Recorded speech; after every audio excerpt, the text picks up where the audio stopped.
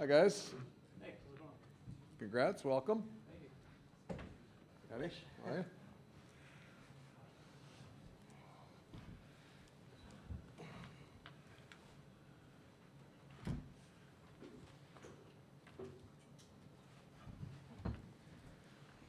Hi, Motz. Welcome. All right. As you can see, we have the Gophers here.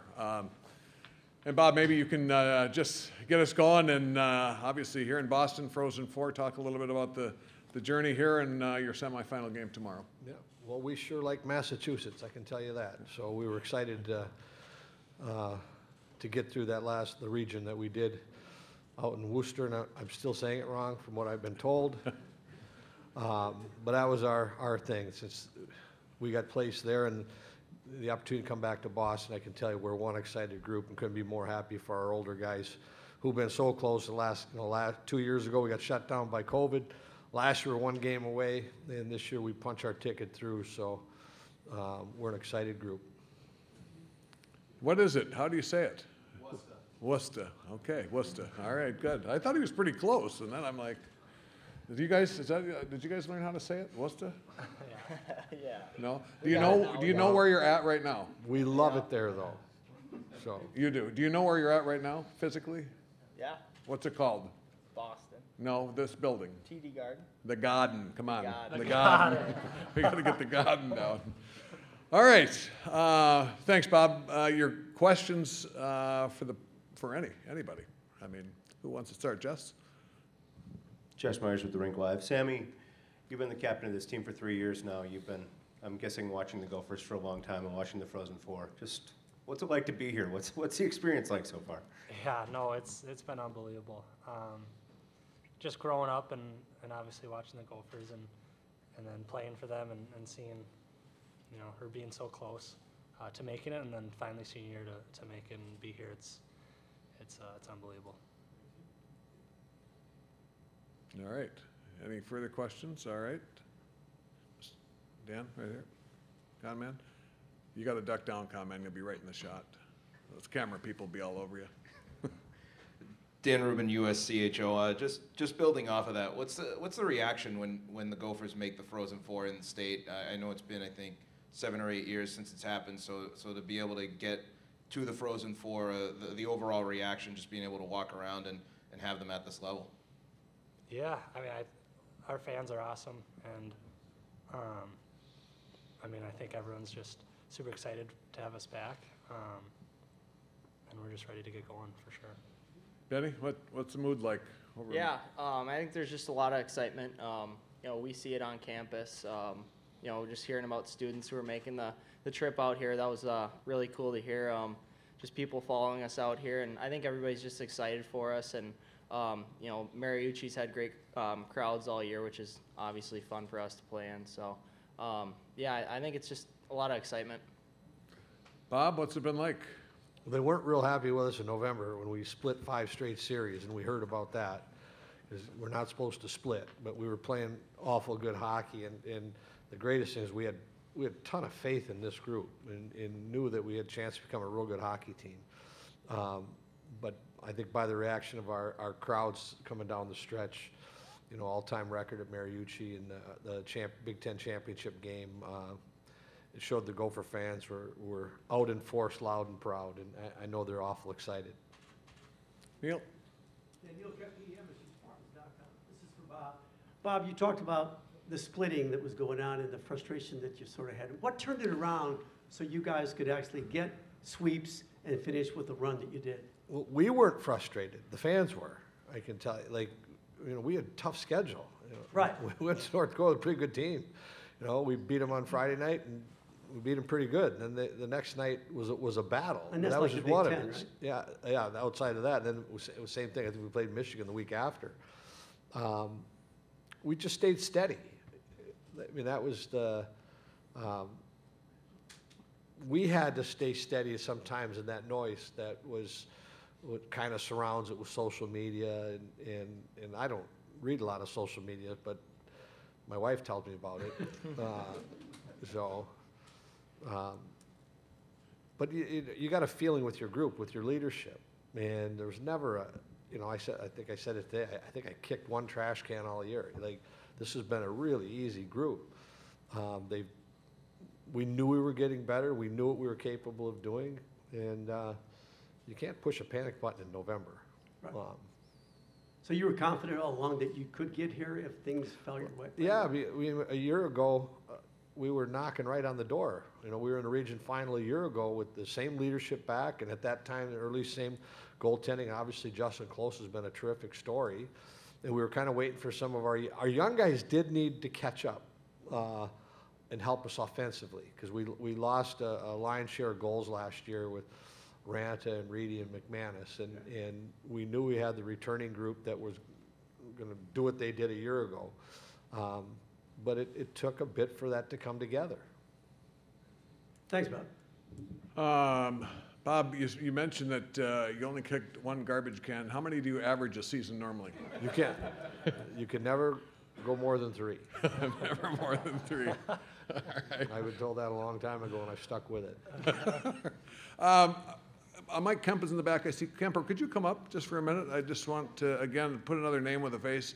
The NCAA Division I Men's Ice Hockey Committee runs this championship. Mike Kemp, Executive Assistant Athletic Director at Nebraska Omaha, is the chair. Kemper, you don't have to come up on. You can come right over here. Here and say hi. Oh, look at it. I like it. It's really good, huh? I like it. Yeah. Kemper. So Kemper will be here. If you have any questions about the tournament, he'll be at the State of College Hockey press conference on Friday too. So just wanted, again, to put a name with a face. By the way, guys, that was Neil Kep, US head question. It's his 43rd Frozen Four. He's the dean of the media here. So just so you know, yeah. Good. All right, in the back. Great. Chris Long from KSTP TV in the cities. Ben, this is for you. I know you've got 2 more games you want to play, but my goodness, this year, Olympics, you're in the Hobie finalist. You got a chance at a national championship. Have you allowed yourself even a minute to just sort of reflect on the path you've traveled in the last year playing hockey? Yeah, you know, it's been a lot, but honestly, I haven't reflected too much. You know, I've always, during this whole time, you know, I've always been a part of a team, and you know, that's kind of, you know, been the focus. And you know, maybe I'll take some time in the off season to reflect. But you know, right now, you know, I just, you know, I get to spend each day with a great group of guys, and I enjoy every minute of that, and that's all I really care about right now. And you know, we have 2 games left, and you know, I hope for all the Minnesota fans that we can make something special happen. Chris, speaking of the Hobie Baker, I think I see Wally back there. Wally, could you come up here too, just for a minute, just on the PR front related to the Hobie Baker Award too? Again, so you people know who to connect with. Wally Shaver right there. Wally, you don't have to come up. I just meant in front, sorry. I mean, you and Kemper, you can come up. But that's Wally Shaver, so anything to do with the Hobie Baker, you can connect with Wally. So thanks, Wally. Sorry, you can come up if you want. Well, we'll have media for everybody. There's no credentials required. I know some people have questioned about that, but everything will begin at 4:45 over at the Encore Boston Harbor Resort. So hope to see you all there on Friday. Thanks, Wally. Yep. Appreciate that.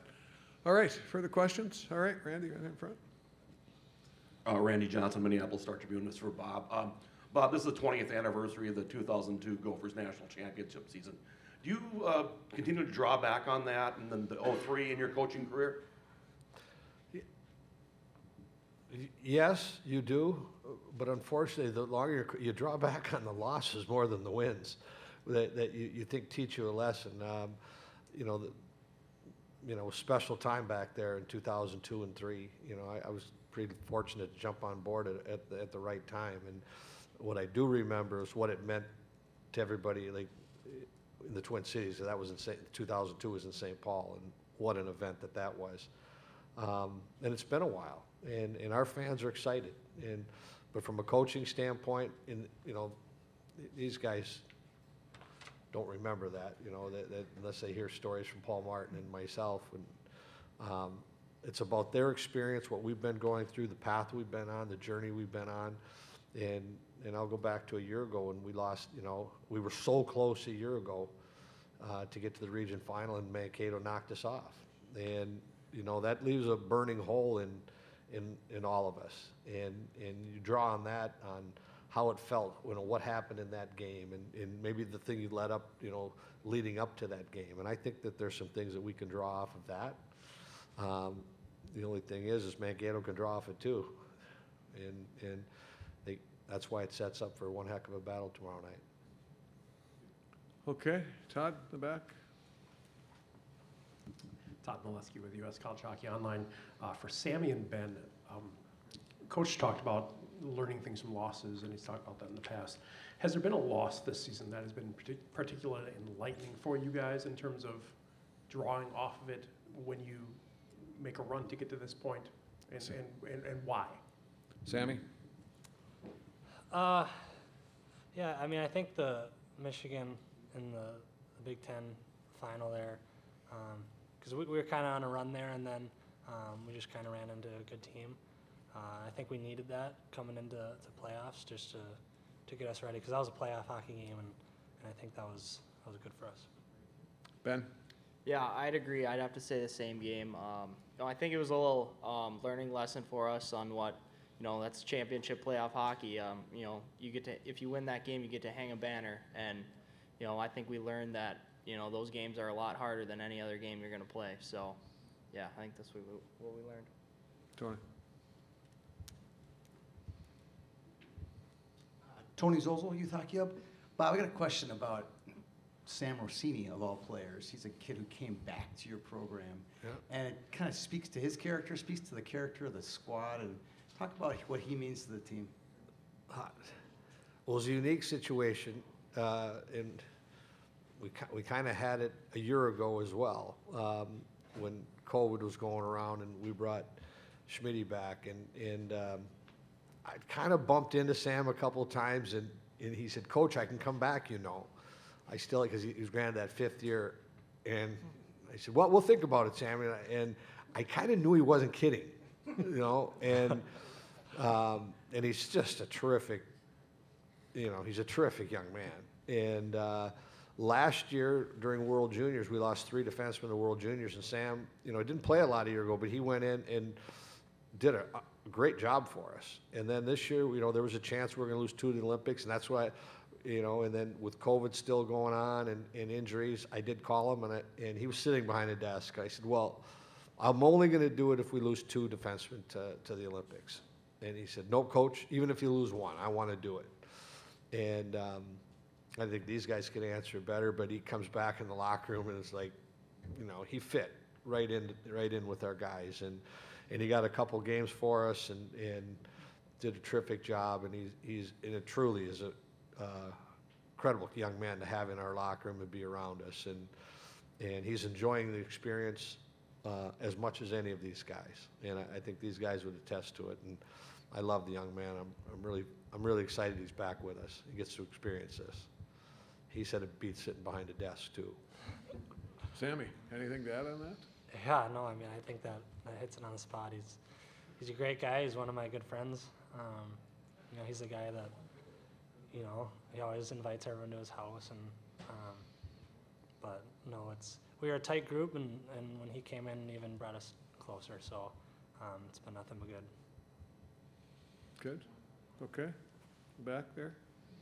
Adam Woden, College Hockey News. Coach, you touched on it a bit, but last year, 9 shots in the first 2 periods against Mankato. How heavy did you go on, the tape of that game with the guys versus, maybe this is a different team and you don't want to just beat that in too much? I got 10 minutes through it, and then the 2 goals we gave up, they were just dumb mistakes on our part, and I go, I don't need to see any more of it because we're not playing like that right now. And but they can do that to you. When we got down, we got discouraged, and they can do that to you. That's why it's important tomorrow night in the first period that because we know that is an old grizzled veteran hockey team we're going to play, and they're going to play. I can already tell you can replay the tape ahead. Replay the tape of how the game's going to be. We have to be up for the fight, and we got to bring the fight in the first period to them.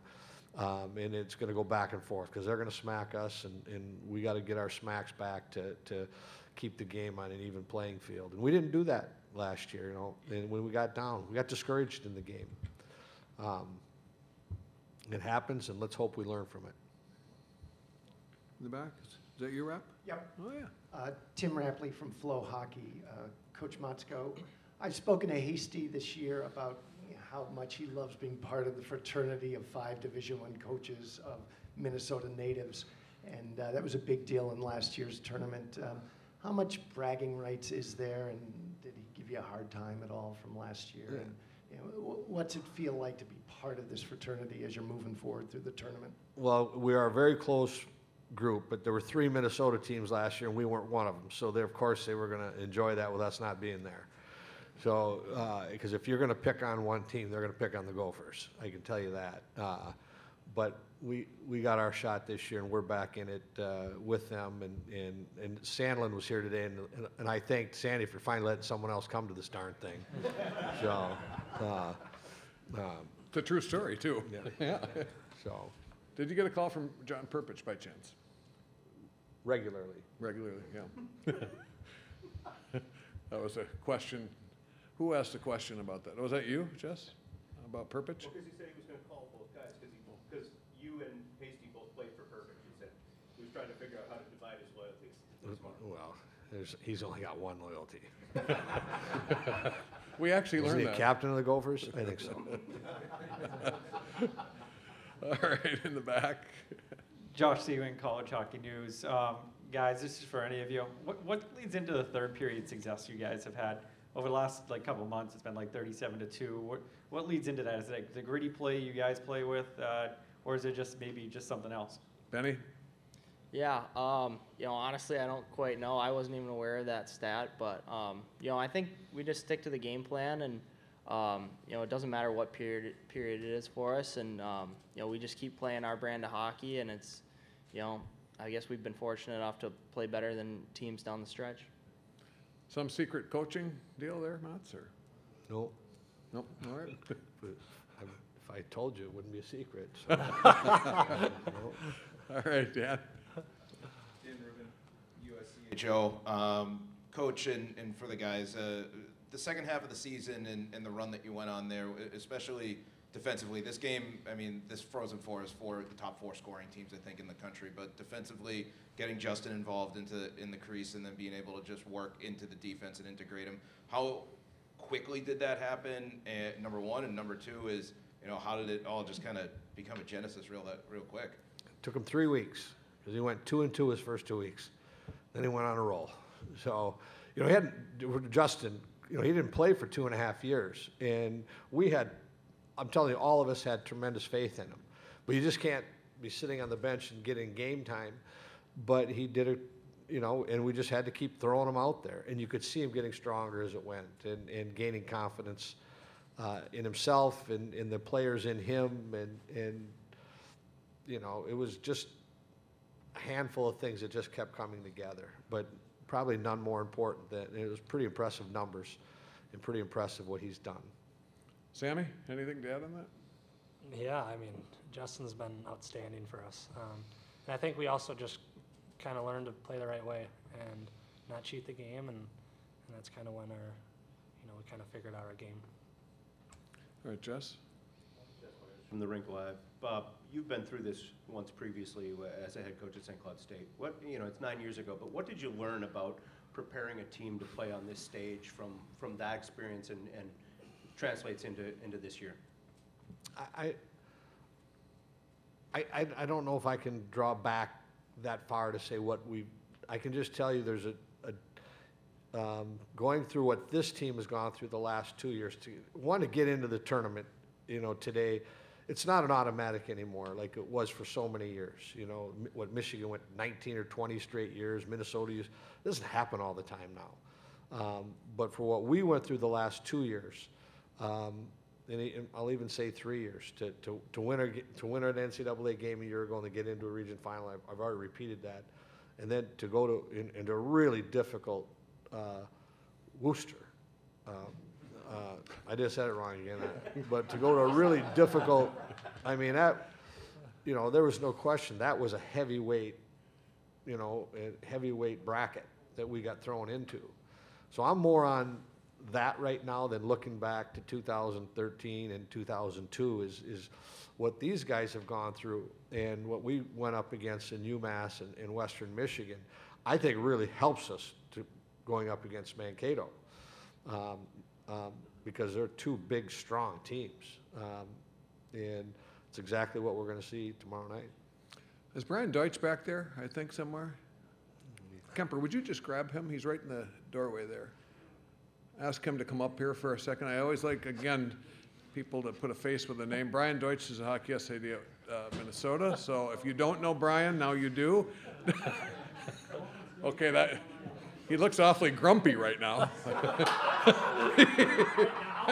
We're at the Frozen Four, for heaven's sakes. All right, Deutscher, sorry. I mean, people got to know who you are. All right, let's keep going here. Josephina, yep, right in front here. Josephina Shaw, College Hockey News.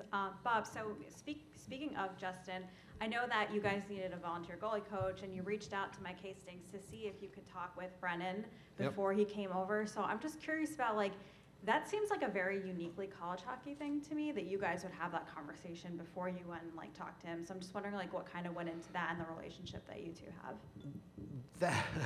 That wouldn't be unique, because, I mean, any of us in the coaching world, we are going to reach out to other coaches if, you know, you see guys switching jobs and changing schools. I did it many times. You know, and Brendan, he was, you know, commuting for 7 years and just had I just think he had a second young, just a baby, brand new baby at the time. And it was actually a way to keep him a little closer to home. You know, they're volunteer, they don't get paid. So also saved on his gas bill driving back and forth. We're very fortunate. You know, he had great experience, he had a great job there, and he's terrific with our goaltending. So we're really happy with that. But we're a pretty close-knit group. We're always going to talk to each other, except when it comes to recruiting. Guys, any Boston connection at all? Have you been here, played here over the years, or no? First time? Yep. Got it. All right. How are we doing? Okay. Wait. Sorry. With Hannah Hill Hockey, I was just wondering, how do you guys control your emotions going into a game like tomorrow? Manny? Yeah, you know, I think you get a lot of experience doing that throughout the year. You know, we play a lot of big games for, you know, regular season titles and then for Big Ten playoff titles. So, you know, I think you got to draw back on those experiences and, you know, rely on what gave you success in those situations. Yeah, I mean, it's a huge game, but I mean, we've been playing hockey our whole lives, and, you know, kind of once you get a couple shifts in, it's just another game, so, yeah. Okay, in the back there, Todd. Todd Molesky with U.S. College Hockey Online. Ben and Sammy, Bob opened the door for this earlier, talking about how he's not on social media a lot. What social media platform would Bob be best at and why? Oh, who wants to start with that one? I don't know. I mean, I would love to see him on TikTok. But no, I don't know. Instagram, I don't know. Yeah, I could see him having some funny tweets. But, Yeah. I don't know. Coach, have you been on TikTok? I have no idea what TikTok is. How about Twitter? I tweet a couple times a year. Is that you yourself tweeting? Yep. Yeah. Yep. Will there be a tweet from Boston? Can we expect something? Well, my hotel, I almost did it the other day because I walked in and they have a display of David Ortiz. So if you know I'm a big-time Twins fan, and how to throw that in my face. Because we gave him away for free. Think of that. Yeah, that was not good. He was a Twin. So, but you didn't Us tweet it. Minnesotans get that right now. Yeah. You're welcome.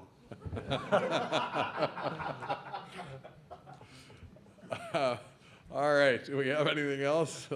Going once, twice? All right, guys, thanks so much. Best of luck tomorrow. Thank you. Thank you.